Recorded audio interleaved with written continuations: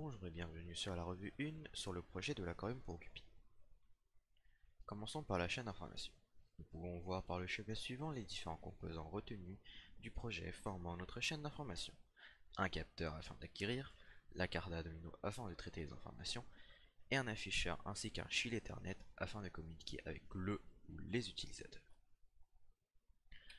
Concernant la compatibilité des différents composants, chaque composant est connecté par un shield de base en connexion I2C afin que tous nos composants soient connectés à la carte Arduino, qui elle-même sera connectée à notre ordinateur et nous permettra d'être programmés via un logiciel.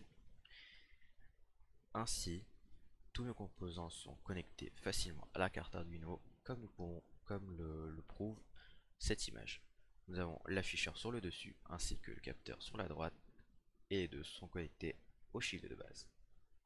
Sur le fonctionnement du capteur, il nous donne des informations sur la température euh, de notre environnement avec une lecture très précise grâce à l'humidité de son environnement lorsqu'elle est comprise entre 0 et 80% et lorsque la température est comprise entre 0 et 70 degrés. De ce fait, il nous aura été utile pour collecter les mêmes mesures que sur un thermomètre, comme nous pouvons le voir sur l'image suivante.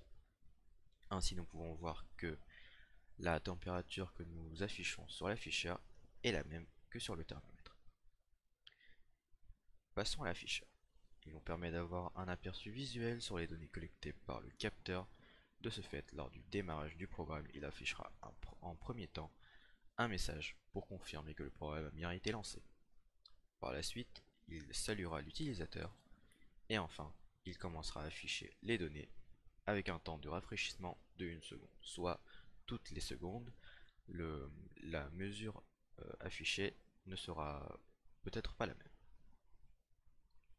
Sur cette diapositive, nous pouvons voir le cheminement de notre encodage de la carte dans la carte Arduino, permettant ainsi la connexion entre le capteur et les différents composants de communication. Dès lors que la configuration des éléments aura été faite, par, par l'atteinte de euh, attendre 150 millisecondes, une boucle se produit alors, donnant ainsi le rafraîchissement des données sur l'afficheur et le moniteur série de notre logiciel. Par la suite, nous allons voir deux cas de fonctionnement. Dans le premier cas, nous allons collecter des données sans influencer sur le capteur. Ainsi, nous pouvons voir que la température de la pièce est de 22 degrés et un compteur s'affiche sur notre afficheur qui a comme point de départ le lancement du système. Dans le second cas, nous allons influencer sur le capteur en le prenant en main, comme nous pouvons voir sur l'image du bas, où nous avons pris en main le capteur sous l'afficheur.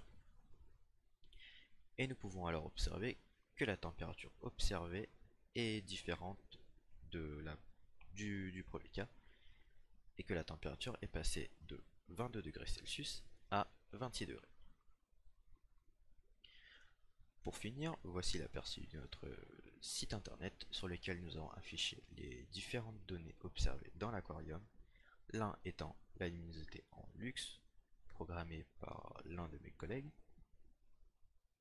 et la température en degrés Celsius, que j'ai moi-même programmé, et ce en connexion avec la carte Arduino par un shield Ethernet afin que la carte puisse communiquer les données comme sur l'afficheur et ainsi afficher les données avec le même temps de rafraîchissement que celui-ci. Merci d'avoir écouté ce diapositive.